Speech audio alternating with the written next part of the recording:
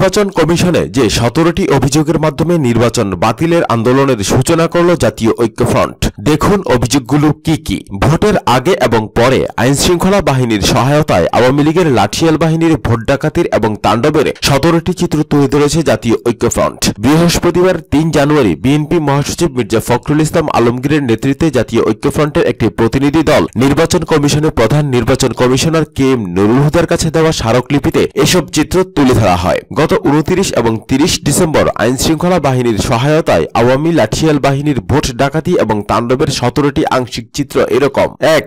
আইনশৃঙ্খলা বাহিনীর সহায়তায় নির্বাচনের আগের রাত 9 ঘটিকার মধ্যে সকল দোকানপাট বন্ধ করে সারা দেশে ভুতুড়ে পরিবেশ তৈরি করা হয়। 2. নির্বাচনের আগের রাতে আইনশৃঙ্খলা বাহিনী এবং ভোটগ্রহণ কর্মকর্তার সহায়তায় আওয়ামী লীগ কর্মী এবং সন্ত্রাসী বাহিনী 30 থেকে 60% ভোট কেটে ব্যালট বাক্স ভর্তি করা হয়। 3. নির্বাচনের দিন সকালে ভোটকেন্দ্র এবং কেন্দ্রের আশেপাশের মোড়ে সরকারি লাঠিয়াল বাহিনী মহড়া দেয় এবং ভোটারদের ভোটকেন্দ্রে আসতে বাধা দেওয়া হয়। এ বিষয়ে আইনশৃঙ্খলা রক্ষাকারী বাহিনীর সকল স্তরের সদস্যদের কাছে সহযোগিতা চাইলেও তারা কোনো পদক্ষেপ নেয়নি। উপরন্তু অনেক ক্ষেত্রেই ভোটারদের ভোট না দিয়ে ফিরে যেতে বাধ্য করা হয়। 4. নির্বাচনের আগের দিন সরকার বিরোধী সাধারণ ভোটারদেরকে ভোটের দিন ভোটকেন্দ্রে না যাওয়ার জন্য হুমকি ধামকি দেওয়া হয় এবং ভোটকেন্দ্রে গেলে গায়েবী মামলায় গ্রেফতারের ভয় দেখানো হয়। 5. নির্বাচনের পূর্বের দিন এবং রাতে পুলিং এজেন্ট এবং তাদের পরিবারের সদস্যদের নানা রকম হুমকি ধামকি ভয়ভীতি এবং হয়রানি ও গ্রেফতার করা হয় এবং তাদেরকে এলাকা ছেড়ে চলে যেতে বাধ্য করা হয়।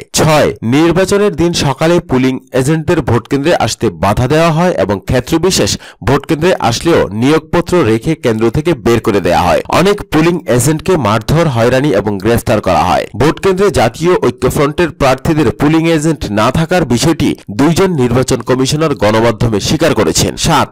রাতে ভোট কাটার পর অবশিষ্ট ব্যালট পেপার আইনশৃঙ্খলা বাহিনীর সহায়তায় আওয়ামী লাঠিয়াল বাহিনী কর্তৃক জাল ভোটের মাধ্যমে ভোট গ্রহণ সম্পন্ন করা হয়। শত বাধা উপেক্ষা করে কিছু ভোটার ভোটকেন্দ্রে প্রবেশ করলেও তাদের প্রকাশ্যে নৌকায় সিল দিতে বাধ্য করা হয়। 8. প্রায় সকল ভোটকেন্দ্রেই দুপুরের মধ্যে ব্যালট পেপার শেষ হয়ে যায়। ব্যালট পেপার না থাকায় ভোটারদের কেন্দ্রে ঢুকতে বাধা দেওয়া সহ নানাভাবে হয়রানি করা হয়। 9.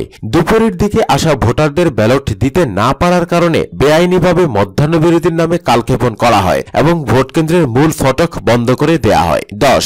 নজিরবিহীনভাবে জুডিশিয়াল এবং এক্সিকিউটিভ ম্যাজিস্ট্রেটদের নির্বাচনী দায়িত্বে নিষ্ক্রিয় রাখা হয় এবং শত শত অনিয়ম সংগঠনের অভিযোগ পাওয়ার পরও ন্যূনতম পদক্ষেপ নিতে দেখা যায়নি। 11. অসংখ্য ভোটকেন্দ্রে 100% ভোট কাস্ট করা হয়, যা ছিল নজিরবিহীন এবং বাস্তবে একেবারেই অসম্ভব। 100% কাস্টিং ভোটকেন্দ্রের আংশিক সংযুক্ত করা হলো। 12. বিদেশি পর্যবেক্ষণ এবং গণমাধ্যম কর্মীদের দেখানোর জন্য ঢাকা সহ অন্যান্য সকল মেট্রোপলিটন এলাকায় তাদের আশেপাশের এলাকা হতে লোকজন এনে জড়ো করে লাইন করে দাঁড় করিয়ে রাখা হয়, কিন্তু প্রকৃতপক্ষে তারা সংশ্লিষ্ট এলাকার ভোটার নয়। 14. আওয়ামী লীগের পদধারী বিভিন্ন পর্যায়ের নেতাদেরকে প্রিজাইডিং অফিসার হিসেবে নিয়োগ দেওয়া হয়েছে। 15. ভোটের আগের রাতে কোনো প্রিজাইডিং অফিসার ভোট কাটতে অসম্মতি জানালে আইনশৃঙ্খলা বাহিনী এবং আওয়ামী লীগের সন্ত্রাসীরা তাদের শারীরিকভাবে লাঞ্ছিত করে এবং জোর করে ভোট কাটতে বাধ্য করে। 16. সারা দেশে প্রকাশ্যে শান্তিপূর্ণভাবে জাল ভোটের মহোৎসব চললেও দেশের কোথাও একজন জাল ভোট প্রদানকারীকে গ্রেফতার করা হয়নি এবং আইনের আওতায় আনা হয়নি। 17. নির্বাচনের সাথে সংশ্লিষ্ট মাঠ পর্যায়ের কোন স্তরেই নির্বাচন কমিশনের যে কোনো নিয়ন্ত্রণ ছিল না। একজন নির্বাচন কমিশনের বক্তব্য তা স্পষ্টভাবেই প্রমাণিত হয়েছে। বর্ণিত অবস্থায় 10 বছর ভোটাধিকার বঞ্চিত জনগণকে প্রতারণা এবং জালিয়াতির মাধ্যমে আবারও বঞ্চিত করার দায় নির্বাচন কমিশনকেই বহন করতে হবে। এজন্য অনতিবিলম্বে নির্বাচন বাতিল করে নিরপেক্ষ সরকারের অধীনে জাতীয় সংসদ নির্বাচন অনুষ্ঠানের জোর দাবি জানায় ঐক্যফ্রন্ট। প্রিয় দর্শক শ্রোতা, আমাদের ভিডিওটি যদি আপনাদের ভালো লেগে থাকে তাহলে লাইক এবং শেয়ার করবেন, আর নিত্য নতুন খবর সবার আগে পেতে আমাদের চ্যানেল সাবস্ক্রাইব করে আমাদের সঙ্গেই থাকবেন। ধন্যবাদ আপনাদের সবাইকে।